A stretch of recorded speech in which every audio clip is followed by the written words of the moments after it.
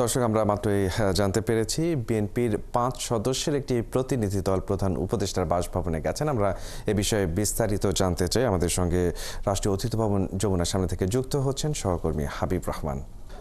হাবিব, কি উদ্দেশ্যে বিএনপির এই 5 সদস্যের প্রতিনিধি দল প্রধান উপদেষ্টার বাসভবনে গেলেন, এ বিষয়ে জানাবেন বিস্তারিত।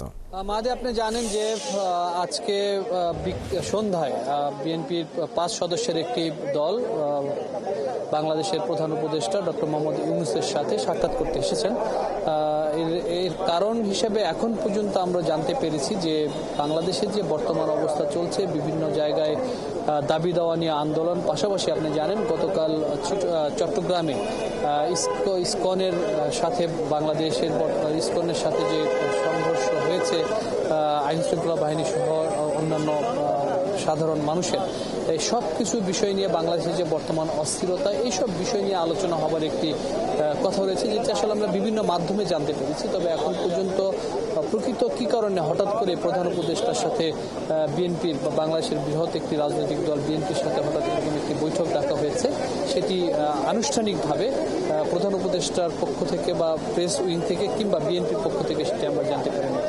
তবে আপনি জানেন যে বিভিন্নভাবেই বলা হচ্ছিল যে যদি বাংলাদেশের বর্তমানে এই পরিস্থিতি সেটি নিয়ন্ত্রণ করতে হয়, তাহলে অবশ্যই একটি জনগণের যে সরকার, বিশেষ করে নির্বাচনের ব্যবস্থা করা এবং পাশাপাশি ভোটের মাধ্যমে জনগণের প্রতিনিধি নির্ধারণ করার ক্ষেত্রেই কিন্তু এই সংকট দূর হওয়া সম্ভব।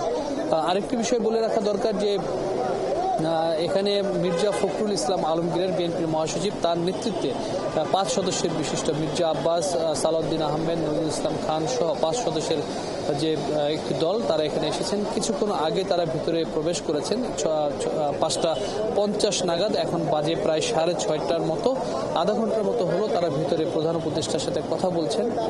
কথা বলার শেষে, অর্থাৎ প্রধান উপদেষ্টার সাথে বৈঠক শেষে হয়তো বিএনপির পক্ষ থেকে মির্জা ফখরুল ইসলাম আলমগীর তিনি আমাদেরকে জানাবেন যে কেন তারা এই ভিতরে গিয়েছিলেন।